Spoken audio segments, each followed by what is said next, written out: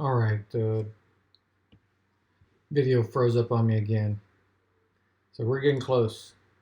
All right, I'm just going to pick up where I left off. Seemingly, I'm on page 1363. We're talking about seemingly normal incidents may involve hazardous materials. Emergency responders may become contaminated before they realize what the situation really is. And also, when these situations occur, emergency responders need to withdraw immediately and follow local procedures for emergency decontamination. Make sure you remember that.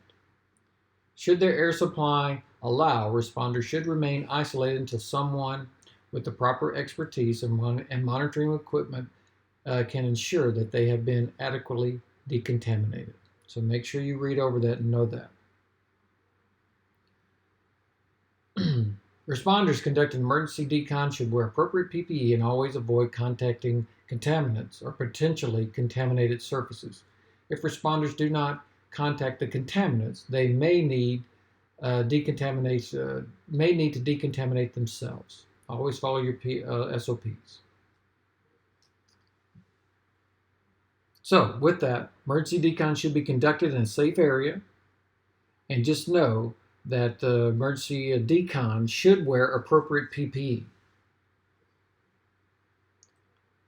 Add this, structural firefighting PPE may be used first for life-saving rescues. So you may be able to use your structural PPE for life-saving rescues.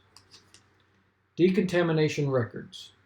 Additional reports and supporting technical documentation may need to be filled out and filed, such as incident reports, after-action reports, regulatory citations, and exposure records. Know this,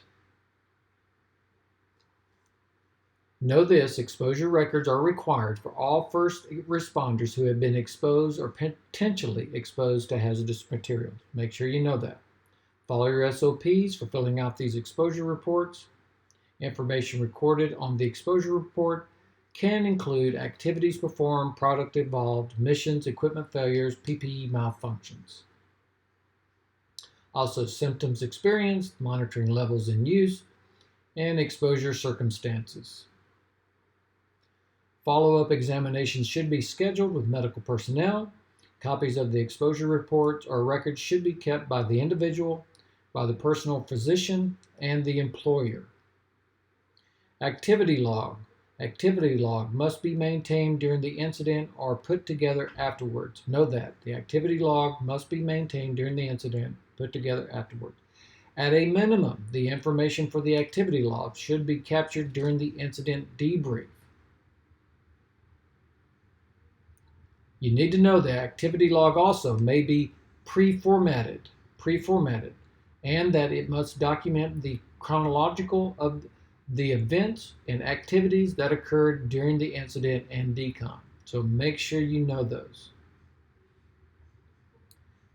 In the U.S., OSHA Standard 29 CFR 1910 1020 should be followed as a guide for requirements involving medical records and maintaining exposure reports. SOPs should spell out the additional requirements for local record keeping and reports. So just know, whenever we're talking about the activity log maintained during the incident, at a minimum, information for the activity. Again, I'm just repeating myself, may be pre-formatted, and must document the events and activities that occurred during the incident. Just make sure you know that. I'm going to add one more thing before we wrap this up, and that is the term triage. It's something you may have heard before, but you might see it again. That's something that we might do at a mass incident where we're triaging the patients. Just know that triage, T-R-I-A-G-E, that stands for it's sorting and classifying casualties. Sorting and classifying casualties. Now we do have tags. We could issue these tags. They could be green, yellow, red, black tags.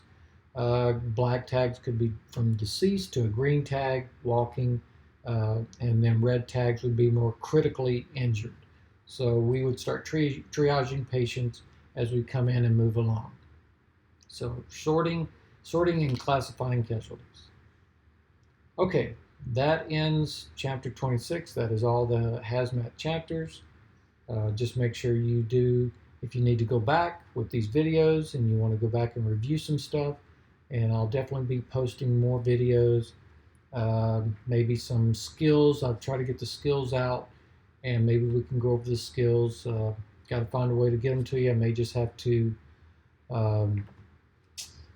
somehow or another load them on Canvas, send them to you so y'all can start reviewing the particular skills. It looks like we're not going to come back to class until maybe the end of April, and that's what it looks like right now. So I'll keep you guys informed.